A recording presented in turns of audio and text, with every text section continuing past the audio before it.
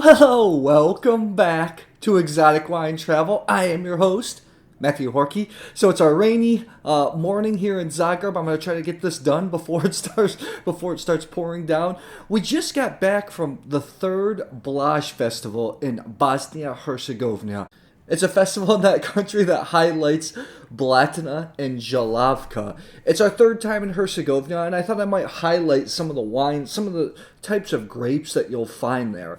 Before we get started, you have to know that Bosnia Herzegovina has a long history of wine production. They were producing wines there for thousands of years. The Illyrians actually were probably the first to cultivate the grape. The region is just across the Adriatic from Italy, about the same latitude as Rome. So it's true Mediterranean climate, tons of sun. Going to find interesting grapes. Of course, they have Cabernet Sauvignon, Merlot, Syrah. You're going to find all Chardonnay everywhere. But why go for those grapes when you can have some of these very, very unique grapes? And I'm going to highlight some of those today. So one of the grapes that I really enjoy from the region is Blatina. Blatina makes really light to medium-bodied wines, juicy flavors, high acidity, low in alcohol, which is really surprising for that hot of a climate. And they make it in kind of a fresher style, like the Carska Vina Blatina, which I enjoy very much. We also have some in barriques, like this Čitluk Blatina barrique.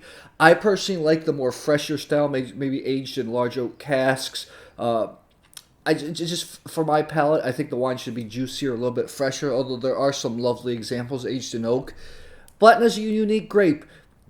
It doesn't pollinate by itself. Most Vitis vinifera wine grapes, they pollinate by themselves. Blatina needs another plant in the vineyard to help pollinate the flower. And that's where Trnjak comes in, the next grape. Got a couple examples here from first from Škegro, the Carska Trnjak, and the Nuić Trnjak. This is more of a premium wine.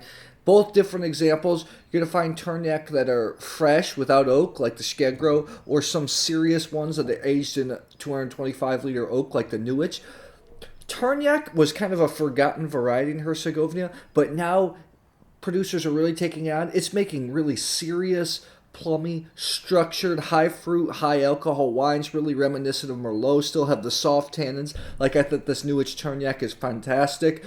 It's a grape to look out for. Another grape that you'll find, is Vranac. Now, Vranec you're going to find mostly you're going to find in both parts of Herzegovina. You're going to find it in Serbia, Montenegro, that's where it's native to, and of course Macedonia, where most of the Vranec vines are planted. In Herzegovina, they're real interesting wines. Mostly you're going to see them in Eastern Herzegovina, but they do have them in Western as well. Vranec is a grape that when vinified, it's got a lot of extract, so a lot of texture. It's going to have high acidity, and the tannins are grippy, but the acidity just kind of washes them off. You're going to get a lot of Zinfandel-like flavors. That's what people compare it to. Like I said, Trnjak's more Merlot. Blatina, I compare kind of Sangiovese, Gamay, Blaufränkisch. We have a couple of examples like this Andrija SELEKCIA from 2013, one of the reserve wines, Serious, and then this new line of Tuta from Čitluk, the Vranec. Really juicy, nice kind of wines that can go with meats, all the beautiful meats that you're going to find in the country. The white grape that's native to the area is called Žilavka. Now, Žilavka is high alcohol. It's kind of fairly neutral. It has a lot of pine, Mediterranean brush notes. Reminds me kind of like Vermentino you're going to find in Sardinia. For me, the master is Brkić. He makes fresh style. He makes orange wines. He makes wines aged in barrique. And I think that Žilavka really takes well to orange wine. Besides Brkić, I really like this example from Škegro, the Kirsch Orange. They've only done it for a few vintages, lots of texture, low level of tannin. So those are the kind of grapes that you should be looking for if you're visiting the country. Beautiful. You're only about 20-30 kilometers from the Adriatic Sea, from the Dalmatian coast. I'm going to put an article of some of our favorite wines that we tasted at the recent Blaž Festival in the description box. Take a look at these grapes if you're in the region. If you're in Mostar, if you're in Sarajevo, go out and explore. So guys, if you like this video, remember to follow Exotic Wine Travel on Facebook or subscribe to our YouTube channel, Exotic Wine Travel. I will see you in the next episode.